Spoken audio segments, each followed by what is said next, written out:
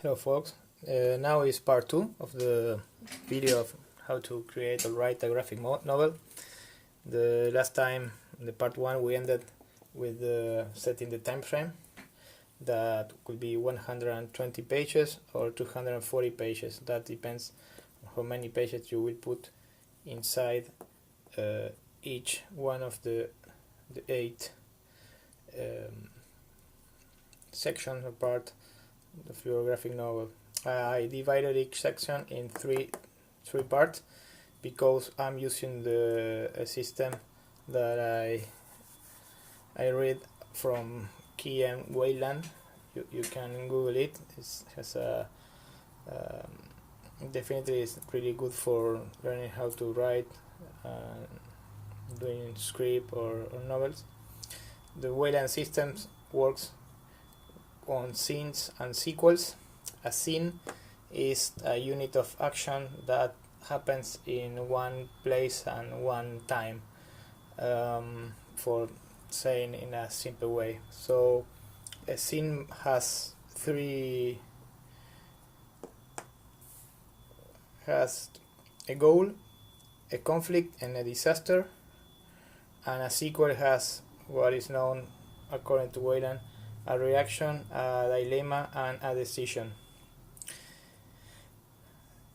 A scene is always followed by a sequel, and then by another scene, who is followed by another sequel, then by another scene, etc. You can put as many scenes and sequels you wish, but for the sake of simplicity, I use just mostly one scene per section, so you will have 8 scenes and sequels. For an example, the goal of a scene is the goal of the character that is bringing the action on that scene, what that character is willing to do. The conflict is what is happening that avoid that character to to attain his objective, his goal, and a disaster is the outcome. Things that don't work out like the hero wanted.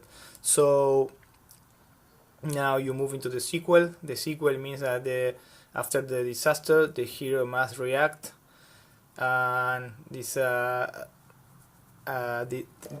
is a dilemma. If he do something like A, B will happen, and if he do something like B, another different thing will happen. So the hero must take a decision. At this time, on the graphic novel, you are on your first scene and sequel. You are just crossing to the act 2. Mostly here, the first scene is open on action. Something happened that creates a big conflict. You establish the central character.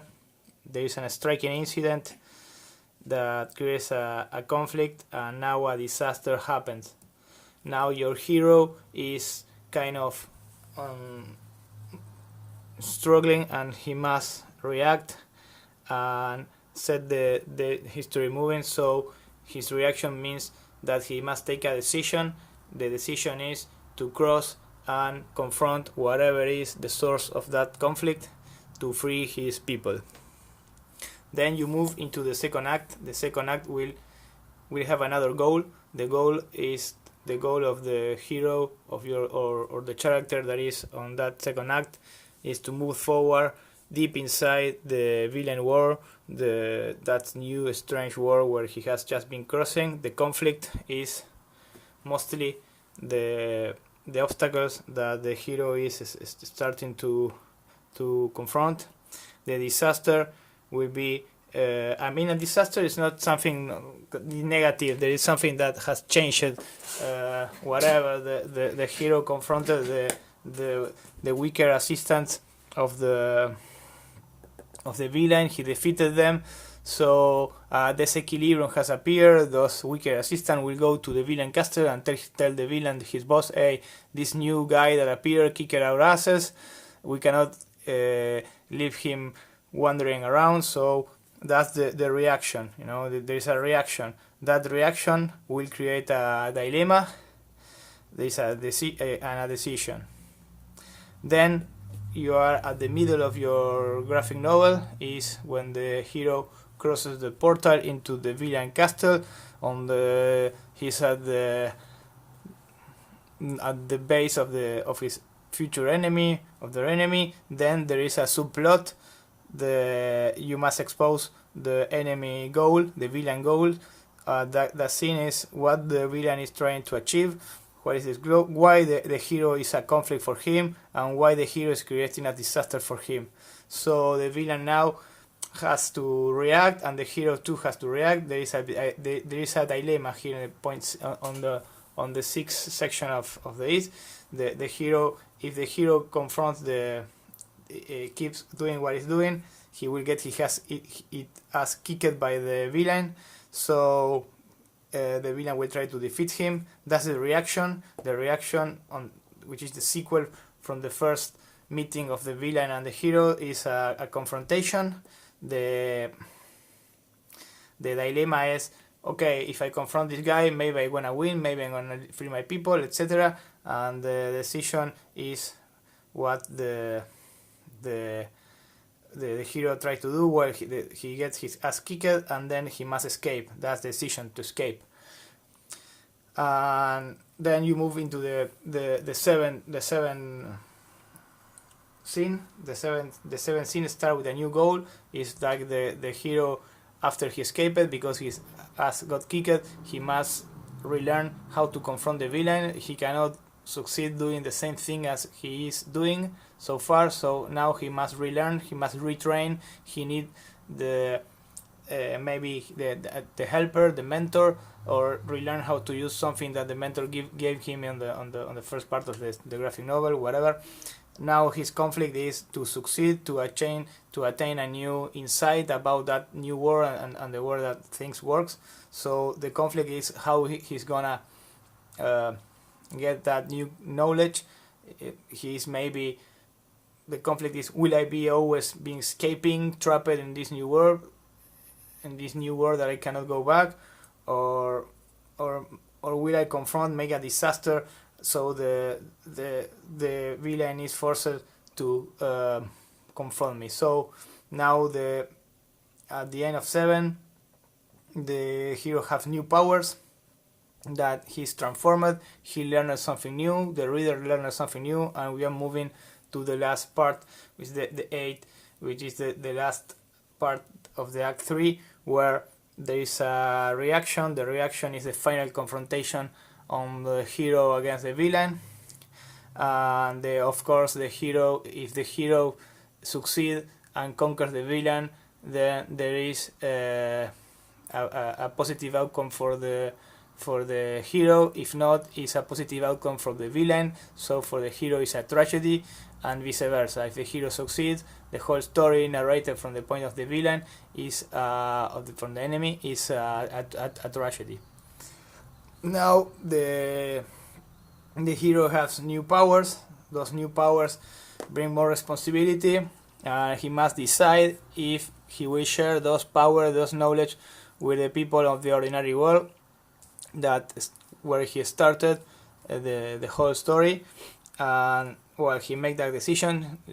More often than not, he comes back to his world and share that knowledge with his people, freeing his people from the conflict that were affecting them, and everybody ends happily living their lives. So this is mostly what is called the Voglerian type of novel. I really recommend for you to read there's 2 books. One is the Christopher Vogler, is in Spanish, but the original is in English. The Christopher Vogler, the writer journey, and also from Joseph Campbell, The Hero of Thousand Faces. Geoff Lucas himself read this one to do the script for Star Wars, and Vogler read also this one to create this kind of technique. He also will develop not only what I explained, but also which character will appear in each part of the story. So you will have a character like the troll, another character is the helper, the weaker assistant, the magic guy, the mentor, etc. There are a lot of things. Also, you can apply it to your own life, because our life also follows this kind of pattern. Wherever we go, it's mostly every movie or history you will watch on cinema, 90% is following this kind of plot. So you can start predicting the movies you're watching, the books you are reading, and anticipating what will happen according to this technique of graphic noveling. Well, right now you have finished plotting your graphic novel. Now you must start writing it and going to the graphic storytelling. For writing it, I use a method which is mostly like this. One page equal 4 or 5 panels. It's very difficult to put more than 5 panels or 6. You see, here's an example: 1, 2, 3, 4, or 1, 2, 3, 4, 5, 6, etc. So you already know how many pages your graphic novel will have. So now, and each scene. So now you must write your scenes. So you will start writing on a Word or on a Google Doc or a document or whatever, on a book. You will put page 1, panel 2, panel 3, panel 4, or panel 5, whatever. And you will put just a sentences, one sentence or a sentence of 1 or 2 lines describing what is happening on panel 1.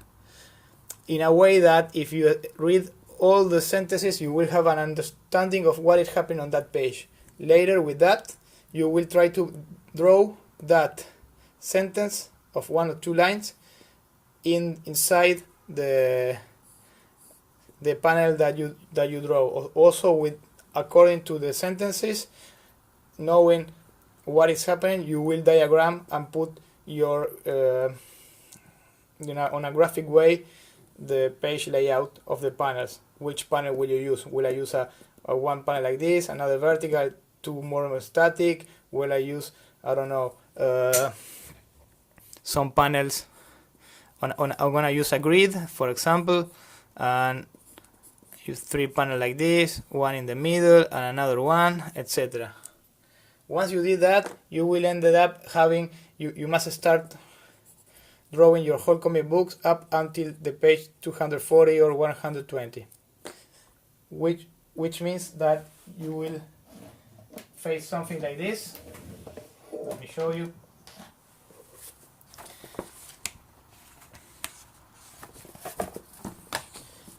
It must be simple, it must be in a way that you can advance. For example, I will show you some example. This one is like a dome that is getting open on the city. There are buildings and people inside. This reflects like this.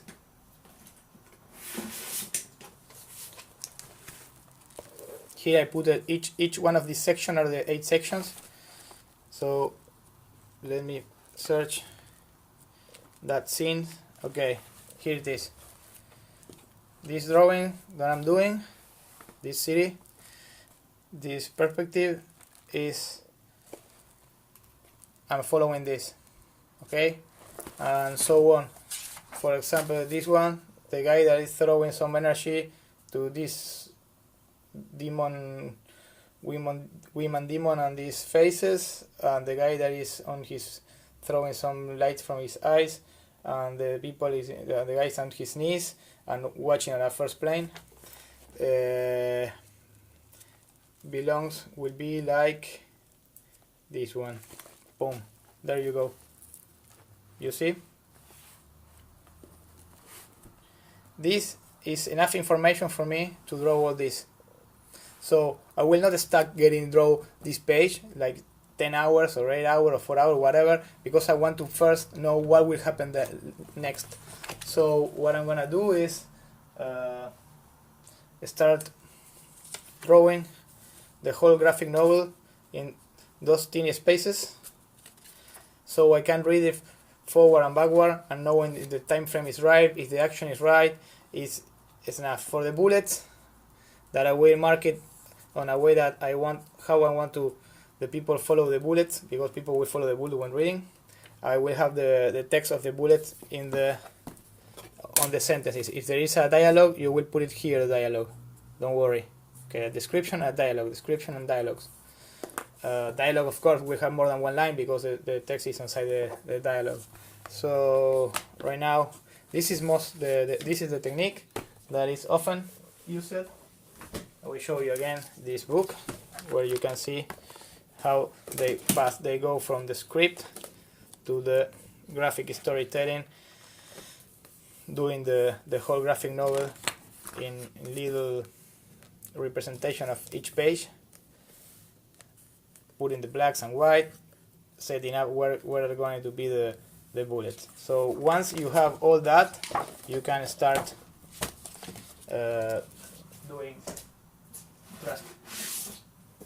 you can start putting that same diagram into pages like this one. This is the final third act of my graphic novel.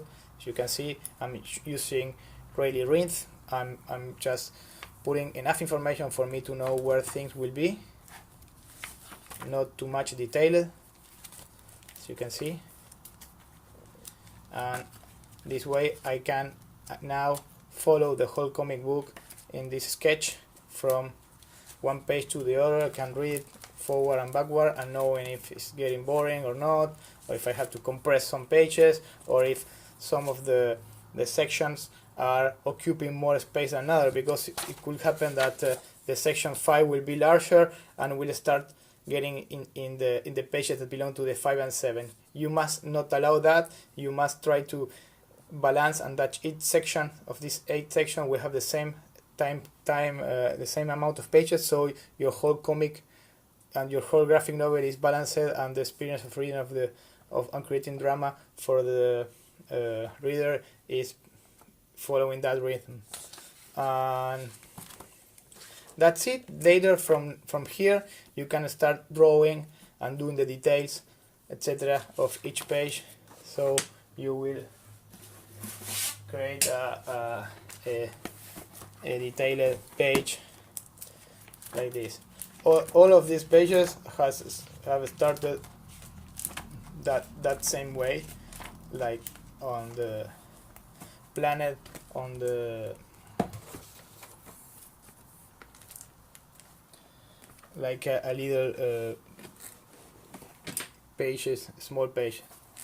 So I hope you have enjoyed this technique, and try it for yourself, and try to begin your graphic novel this way, so you'll not start drawing things that later on you will repent and start drawing and drawing again and never completing your graphic novel. So this is mostly the technique. The first thing you must do also is putting your 1, 2, 3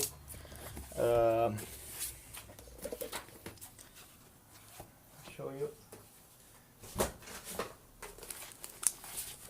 4, 5, 6, okay, 7 and 8. So here are the 240 pages of a complete graphic novel. You can have it on 3 books. This will have mostly the size for you to know of let me show you of this book. This book, Electoral Assassin, Frank Miller and Bill Sienkiewicz, is fantastic. It has almost 240 pages. So when you are drawing, if your graphic novel looks like this, when it will be printed, it will look like this. But have in mind, drawing 240 pages is a lot. It's a lot. I mean, like 3 years of working and maybe 1 year of scripting. So you have 4 years ahead. If you can do 100 or 50 pages, adjusting your time frame to little lower, or start with short stories, it will be better. So thank you again, and see you around. Bye bye.